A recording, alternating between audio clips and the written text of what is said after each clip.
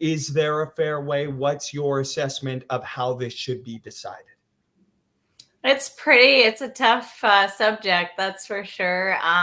Somewhat teams are going to be hurt either way. So I'm definitely glad I'm not making that decision.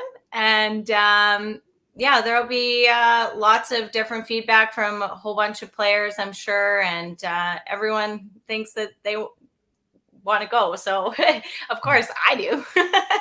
Who wouldn't want to go to the Olympics? But yeah, it's going to be a tough decision. And I know Curling Canada is going to make the right one. And whoever goes is going to represent Canada amazing.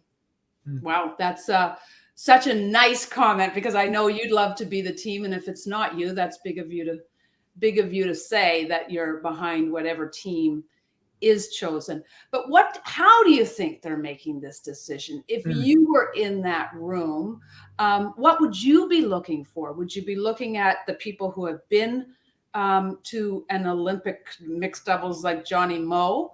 Would you be looking at, even Peterman and Gallant, or are you strictly looking at you? What do you think the criteria is? Me. No, I'm just kidding.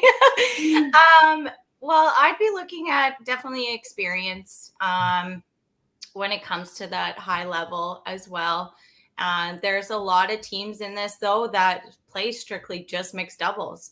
And I know from playing at the Worlds, a lot of those teams there just play mixed doubles. Right. So there were so many teams that Brad and I hadn't heard of, and we're like, holy man, these teams are unreal. And they gave us a game, and you just so it's such a difficult decision. And I know, like with, say, Peterman and Gallant, since they're already there, but what if something happens to them? What if they end up getting COVID during that and not being able to play in their fours? So that's a tough decision as well. They've played at a national together before and done amazing. So they would be great representatives as well. And then you look at the CTRS standings, those teams that put in all that time to play mixed doubles. And for me, I unfortunately don't have that time to play both. Right. It's tough. And with family back home and then having to travel that extra time, it's difficult for me to do that. And so I know those teams that put in that time and effort also deserve to go. So it's so hard choice. And as myself being the Canadian defending champ, it's and I know people for you.